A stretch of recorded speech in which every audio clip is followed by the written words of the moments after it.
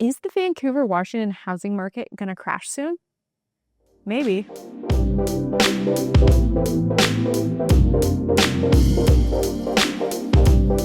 Hey, welcome back to the Living in Vancouver and Camas, Washington YouTube channel. I'm your host, Hannah Dubyne, and I'm excited you guys are here today because we're talking about an important topic, which is the housing data that just came out for summer 2025. This last spring and summer has been a really interesting time in the real estate market, both locally and nationally. There's a lot going on, politics, economy, stock market. And so it is important for us to look at the data and stay factual about what's going on. And of course, we get questions all the time about if the market is crashing soon.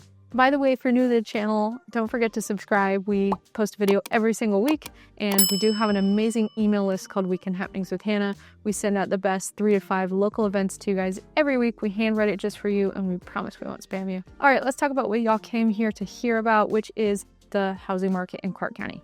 We just got some new data that dropped this summer, and I want to crack it open for you. The first thing we should talk about is the amount of homes that are available for sale. Right now we have 3.3 months of inventory, which means it would take 3 1/3 months to sell out of every house that we have theoretically.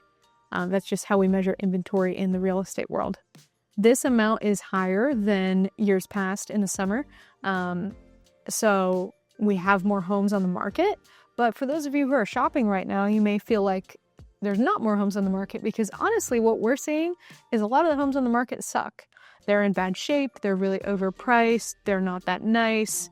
And what we're having conversations with our clients about is a lot of that great inventory is locked up because of low interest rates. The people who own those homes, they have their 3%, 4% interest rate. They don't want to sell it anytime soon. We knew this was going to be an issue when we had low interest rates. They were so much lower than typical that it was going to lock up inventory for at least 10 years to come. So we're going to be dealing with low inventory. And when we say low inventory, we mean the great homes are not on the market. We're going to be dealing with that for at least another 7 to 10 years.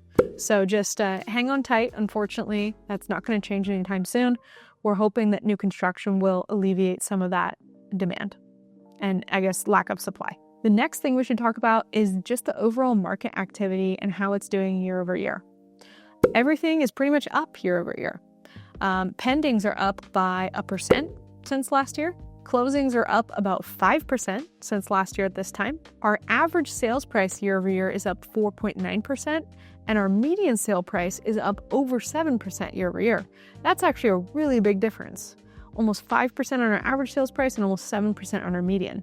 It's interesting to hear that the median sales price is up more than the average sales price. That tells us that home prices are just trending higher. Everything is just getting more expensive, and we're going to look into that more in a second. It's also taking longer for homes to sell. Our data shows us that it's taking an extra 6 days to sell a home over what it did last year. At this time, but the average days on market between putting it on the market and it going pending is 49. What we're seeing boots on the ground for our clients is everything all across the board. If it's a great home in a great area, it's priced well, it's renovated, it's got a nice yard, it's probably going to sell in week 1 or week 2. But there's a chance it sticks around for 30 days. If the home needs quite a bit of work, maybe it sticks around for 3 or 4 months. But there's a chance that if a home is priced appropriately, but it's not super wow. It's got some updates, but it's, still not amazing. Then it's maybe going to take you 50 days to sell it. That's the average right now. It's going to take you maybe 2 months. So we're telling our sellers, be a little bit patient. And we're telling our buyers, just because it's been on the market for a month doesn't mean there's something wrong with it. Now, I have a really interesting chart to share with you guys. It's the heat map that comes out on our data every single month. I love this because it's so visual. Home sales are falling in a higher price range, and I shared that with you a minute ago. One data point that stood out to me is that in the 800 to 900K range, there were twice as many sales this year as there were last year. And you can see that the heat map just is trending upwards. So homes are getting more expensive overall, and they're just continuing to follow that trend that they have the last 30 years in Clark County.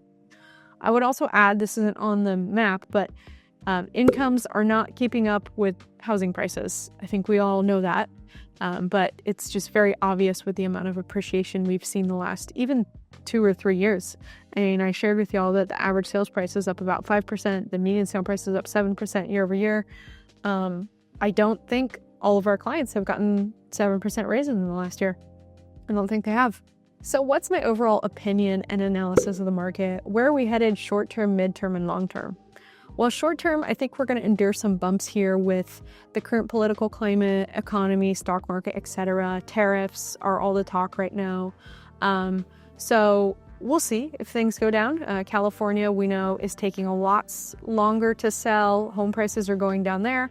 California markets tend to get those trends first, and then they trickle up the West Coast. We get them less severe, but we do get them. Interest rates continue to remain high, and there's only so long that people can endure that for. Midterm, in the next 3 to 5 years, I think our market is going to continue to appreciate at a very reasonable rate of 3 to 5%. And I feel honestly the same about the long-term perspective as well. We continue to have tons of people that move in from California, Oregon, Arizona, Texas, Florida. Those are some of our big states. We have way more demand to live here than we do supply, and that's just the nature of supply and demand. Even if it's expensive, we know like California is expensive, prices will continue to go up if supply and demand are out of whack. Do I think that a major crash is coming to our area? Unless there's some sort of macroeconomic event that is not controllable by any of us, I don't really see that happening. Obviously COVID was something that impacted every market. There's not enough supply here, and there's way too much demand, and we have too many good things going. We've got clean air, we've got diversified jobs, we've got split and balanced politics, we have a variety of housing options, we don't have state income tax, so people are going to continue to move here. I hope all you data nerds enjoyed this video. We had fun making it. If you have questions about the Clark County, Washington real estate market, or you're interested in professional representation, buying or selling, myself and my team at Dubyne Realty Group would love to serve you. Reach out to us. Our contact information will be down below, and we can't wait to see you again soon. Bye.